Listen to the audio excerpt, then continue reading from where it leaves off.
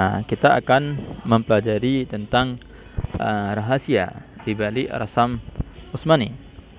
Kita akan pelajari tentang rahasia di balik rasam Utsmani. Kenapa kita mesti mengetahui rahasia ini? Karena memang ada beberapa cara penulisan rasam Utsmani yang di luar kaedah rasam imla'i yang sudah kita pelajari, baik dari hazaf ataupun di badal ataupun di ziyadah ataupun di waslu dan qat'u ataupun di cara penulisan hamzah. Ini sudah kita pelajari semua, dan ada beberapa penulisan yang memang berbeda dengan apa yang ada di rasam imla'i. Makanya ada sebuah istilah, ada sebuah kata-kata yang sering diucapkan oleh para ulama, inna khattal mushaf yuhfazu wa la yuqasu alaihi. Mereka mengatakan bahwa tulisan mushaf ataupun Al-Quran itu seharusnya dihafal, bukan dikiaskan. Artinya bukan kita mengikuti kepada kaidah, tapi cara penulisannya itu harus dihafal. Li'anna al-asla indahum fil kitabah taswirul lafzi bi hurufi hijaihi. Karena asal pada penulisan itu adalah menggambar apa yang diucapkan dengan huruf-huruf yang dikenal pada masa tersebut. Bitakdiril ibtida' bihi wal waqfi alaihi. Dilihat dari segi di mana ibtida'nya dan di mana waqafnya.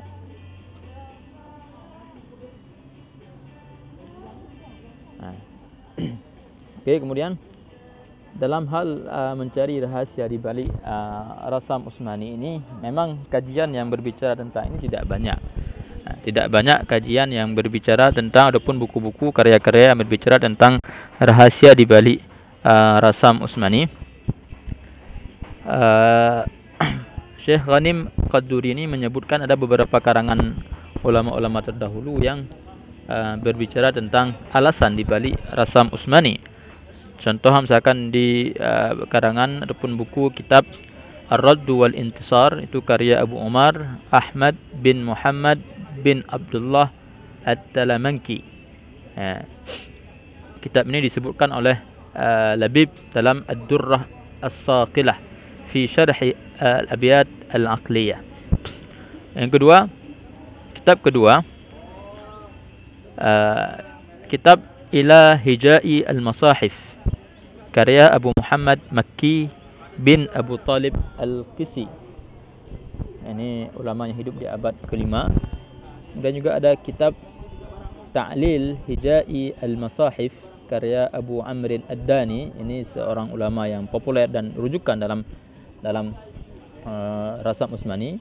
Dalam rasam Utsmani rujukan utamanya yang pertama Abu Amr Ad-Dani, yang kedua ada muridnya Abu Dawud Sulaiman bin Najah. Kemudian ada kitab yang keempat, At-Tibyan li Hija'il Masahif Amiril Mu'minin Utsman. Ini karya muridnya Abu Dawud Sulaiman bin Najah, murid daripada Abu Amr Ad-Dani.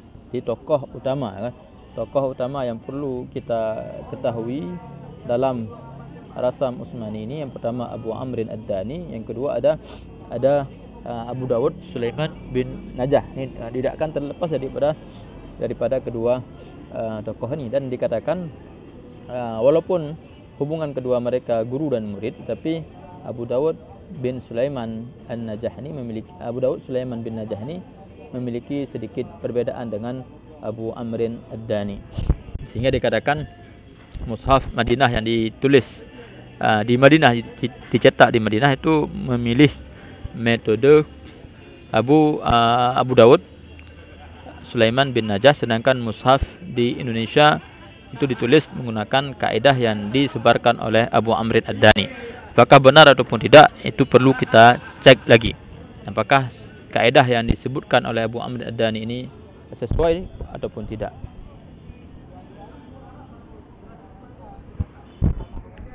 Kemudian dalam hal mencari alasan,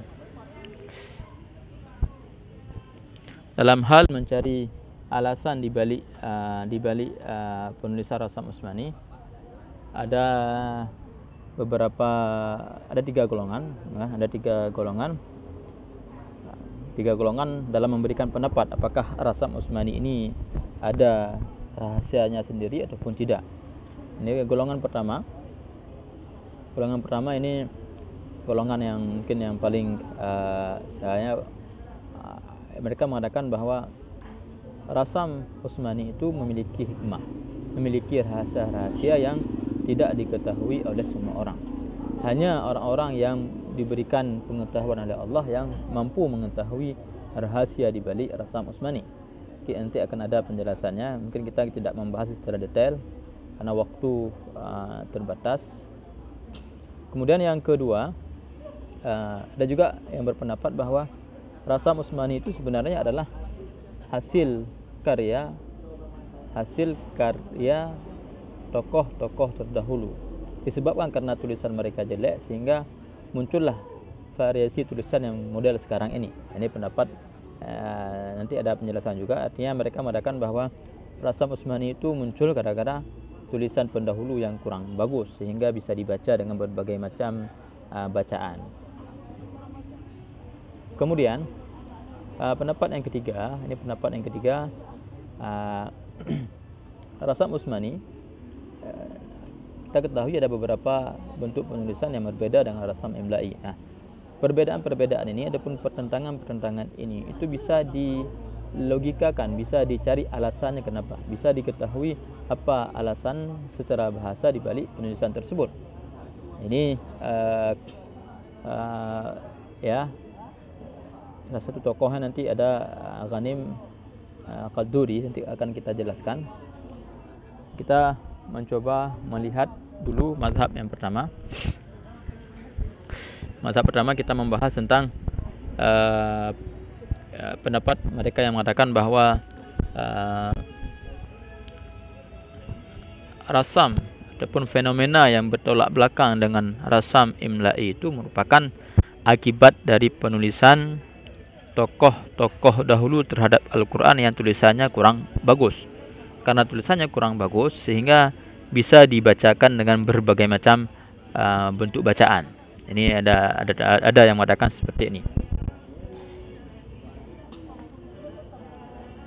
Sebagaimana sudah kita ketahui, ya kan, penulisan Rasam Imla'i itu munculnya belakangan. Duluan ada Rasam Imla'i, baru ada Rasam Qiyasi. Pada abad kedua dan ketiga Hijriah, para ulama telah menyusun kaedah buku dalam penulisan bahasa Arab.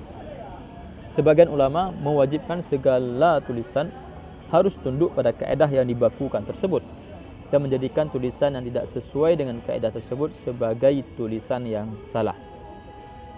Di antara ulama yang pertama sekali membicarakan hal ini adalah Al-Farra. Nama aslinya Yahya bin Ziyad. Wafat pada tahun 207 Hijriah ataupun di awal abad ke-3. Beliau merupakan orang yang pertama yang mengungkapkan alasan ini. Adapun ini juga yang bisa dipahami daripada ucapan Ibnu Qutaibah mengenai kata-kata yang memerlukan kepada penentuan i'rab khusus. Seperti innal ladzina amanu wal ladzina hadu wan nasara was-sabiun. Ini kan kata was-sabiun. Seharusnya ketika inna masuk inna kan dia menasabkan ism.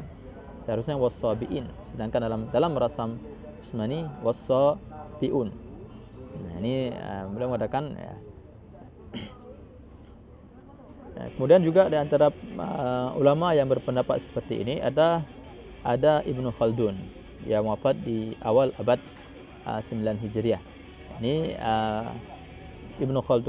pendapat Ibnu Khaldun itu sudah pernah kita baca di pertemuan kedua ataupun ketiga kalau enggak salah saya, yang saya kirim dalam bentuk scan buku. Itu bisa dibaca kembali nanti apa pendapat beliau dan apa bantahan kita terhadap mereka yang mengatakan bahwa tulisan Rasam Utsmani ini merupakan akibat dari tulisan yang jelek pada masa dulu.